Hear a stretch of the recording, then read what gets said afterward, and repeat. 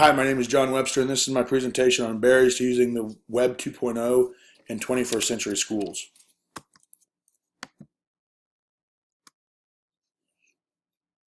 This article was extremely informative and helpful for me as a potential administrator.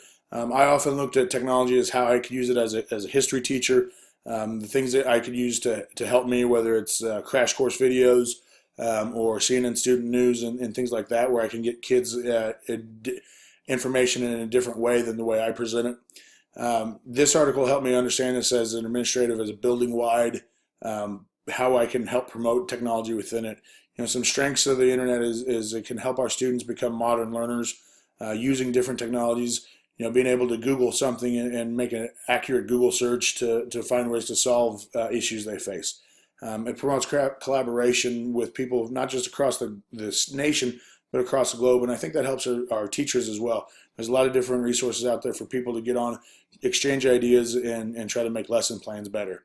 And then concerns of internet usage is access and the digital gap. There's a big variety of how much internet access kids have when they go home, when they leave the schools.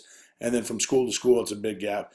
And then just, mindful of the online threats, whether it's, identity theft or students using apps in the wrong way, things like Snapchat for sending inappropriate pictures and that kind of stuff.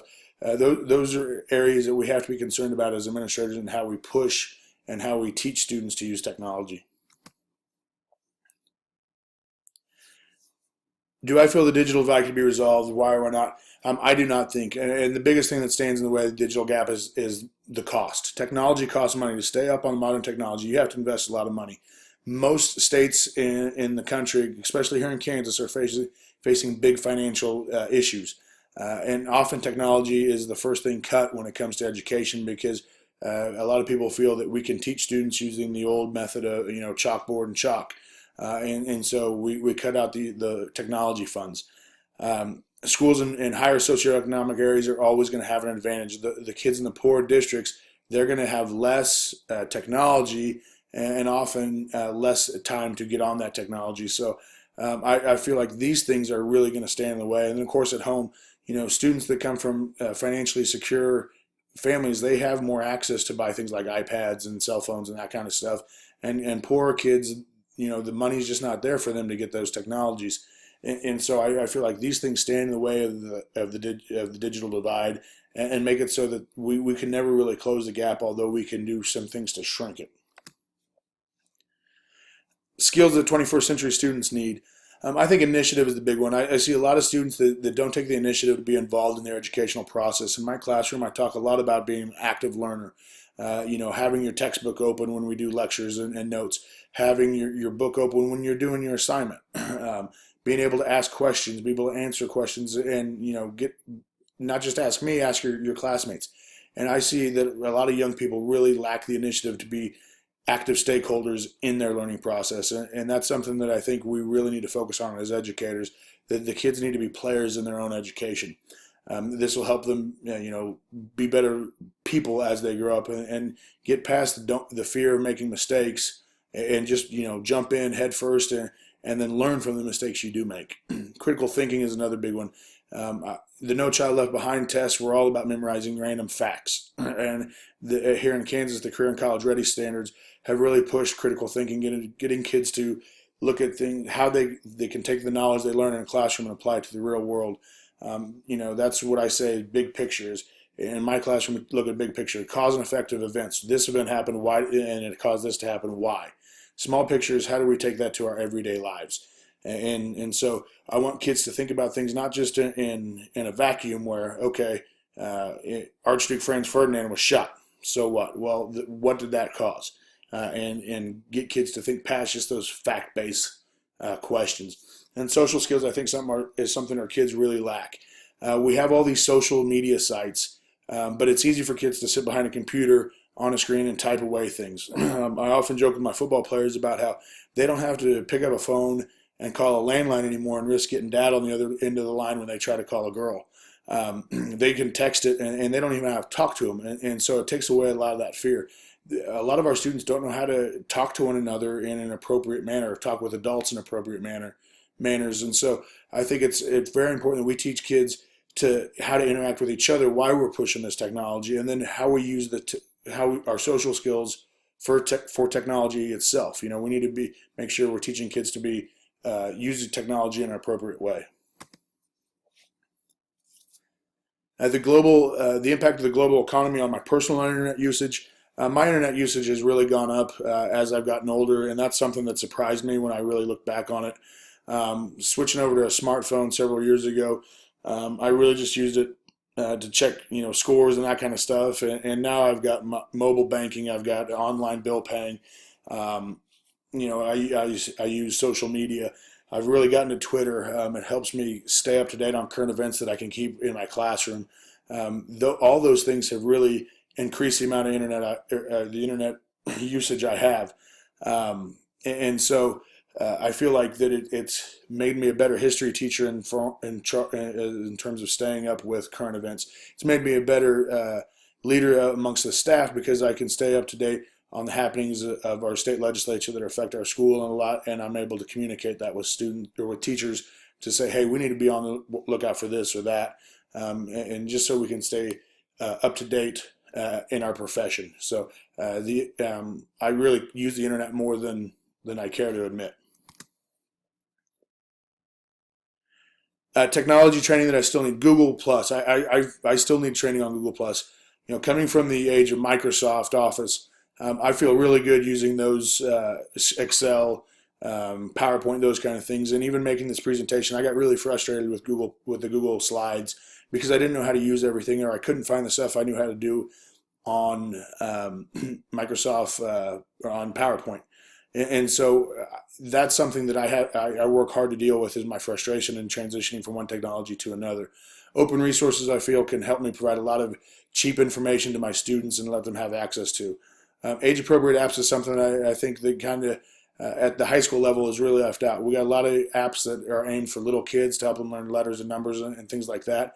We really don't have a lot of good apps for high school students um, that can help them work in their core classes. And then we just need to continually be engaged in education and technology because we can never be up to date. We're always going to be a little bit behind the curve as technology moves through. Is my district equipped with 21st century technology? Yes. We have a lot of technology in our district, and that's a testament to our school board and our superintendent. If a teacher needs something, if they want something to use in our classroom, we typically get it. As you can see from our list here, um, our teachers have a lot of access to a lot of different types of technology, and our really effective teachers don't just use it themselves. They get it into the students' hands and allow them the ability to interact with that stuff, learn with it, trial and error stuff, and those are the classes are the most effective with the technology. So I feel like our board or our district does a good job of keeping our students in the modern era. Advantages of using the internet. I think it can help students and staff really develop collaboration. Just all the resources out there for teachers to get on websites to look at different lesson plans, read other teachers' blogs, and go back and forth with teachers about how to improve their lesson plans. And I think that's a wonderful ability that a lot of teachers don't use. Our students also have that ability to interact with people around the globe, and that's something that we need to push more of because most of our business jobs are going to that global interaction, and so our kids need to be able to do that stuff. And then creative and critical thinking. Again, when we use the internet, our kids need to be able to look at something critically and think, is this a good source? Is this something that is giving me accurate information, or is it a biased source? Is it trying to spin a story one way? Is it trying, what is the purpose of that internet web page? Why does it say the things it does? And then be able to look at two different sources and compare them to try to figure out what the truth is. Oftentimes our kids will find something on a web page and say, yeah, that's got to be the truth. And so, we as teachers need to make sure kids are able to look at a website and see if it's biased, see if it's junk news. I saw an article online about an Onion article that upset some people because it was criticizing something they did. I don't remember what it was about, but the Onion as as satire, as a comedic website, and these people didn't know what it was, so they took offense to it. So there's a lot of stuff out there we got to teach kids to look at critical and really evaluate in an honest atmosphere. Disadvantages, cyberbullying is the big thing, and then network addiction or device addiction. Our school has a zero tolerance for cell phones, and teachers are supposed to take them when they see them. And when a kid loses his or her cell phone, they freak out. It's like somebody just kicked their puppy. And so, we need to teach kids to be able to survive without the stuff, without the technology, and then also how to use things in the appropriate way. And that's something that our kids are given the opportunity to get themselves in a bad situation a lot with their cell phones. I often tell my classes that their generation won't be able to produce a president because there's going to be too much video out there that's going to get people in trouble. And so we really need to teach kids to be responsible with the power from this technology, and protect them from things like identity theft, because that's happening to younger and younger age people. Have experience in cyberbullying? Yeah, we've had text message between middle school students. They got extremely personal, degrading, and just ugly. We've seen Twitter accounts. We had a big fight between the boys basketball team and girls basketball team on Twitter a year ago. Our Google accounts have even become a problem. Some of our students forget to sign out of their Google accounts, and they come back and their picture has been changed to something that's another kid thinks is funny. And so we see a lot of this, and then the Facebook stuff. We've had a lot of fights that start on Facebook outside of school come back in, and the school is expected to be done with. This is stuff that we can educate kids, and we can talk to kids as much as we want to about being good people. Really, at this point, all we can do is really reinforce that message, and try to encourage kids to be quality people, online individuals, and also in real life, and hopefully that only affects a very small amount of students. Thank you for your time.